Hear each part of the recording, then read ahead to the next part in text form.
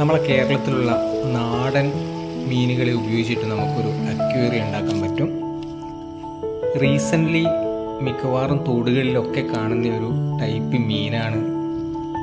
ഒരു ടൈഗർ ഫിഷിനെ പോലെ നല്ല കറുത്ത രണ്ട് വരകളിലൊരു മീനാണ്. അപ്പം ഇതിനെ നമുക്ക് പിടിച്ച്